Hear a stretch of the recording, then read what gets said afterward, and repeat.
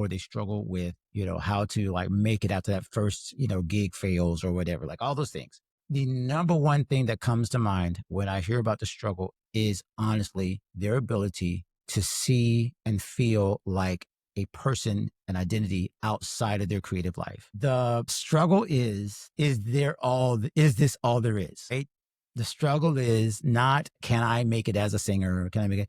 Is once I make it as a singer, do people still love me when I'm not singing? Do people only care about, because that's why honestly on the podcast, we spend more time talking about non-creative things. It's the funniest thing. One of the ones that comes to mind right now is my interview with, Jamel Kimbrough. Don Tanya was his real first name, but because we were making sure, but most people know him as Jamel Kimbrough. He helped produce Todd Delaney's Your Great Name, right? Has probably hundreds of gospel hits as a producer. But when I brought him on, we spent more time talking about him and his family and that struggle he had right before he went big, where he was living, basically his whole family living in his car, basically evicted and feeling like a failure as a father, not as a creative, right? Like it's not oh, my records aren't selling. Oh, I need to be big on Instagram. It's my family thinks I'm a failure right now. And that is such a bigger question of whether I am doing God's will, if I am fulfilling it in these other areas that have nothing to do specifically with your creative work. That has been the biggest struggle. I could think of interview after interview where it talks more about our life, our personality, our character, and dealing with that.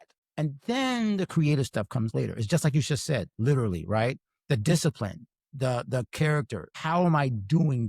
How is my soul? We use that verse all the time, right? I love it. I wish you be in health, even as your soul prospereth, right? And we forget that soul part. Even as your soul, if your soul ain't prospering, the rest ain't either. So It doesn't matter. So much that I've been dealing with these interviews has been, it's like, wow, like, let's just talk about that. Let's talk about how our souls, our minds, and our emotional and our mental health is doing. Because if that goes better, then we can see clearly, say, okay, well, how do I really make money? How do I really market myself? How do I really, get my song out there? Like all those things come later. But that's the number. I mean, I hope I'm wrong. I mean, not hope I'm wrong.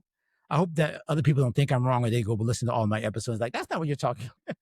But that's what I impressed. That's what I get. Maybe I'm thinking of like the interview after the interview. You know what I mean? Because sometimes you put the recorder, we turn the recorder off, and then they don't know there's 3 more hours that we talked just about our families. But yeah, I would say, because that's what I'm saying. Like, that's where I get like the real meat of the matter. After the cameras are off, after the glitz and the glam, after you've released all this stuff, people are like, how am I doing as a person?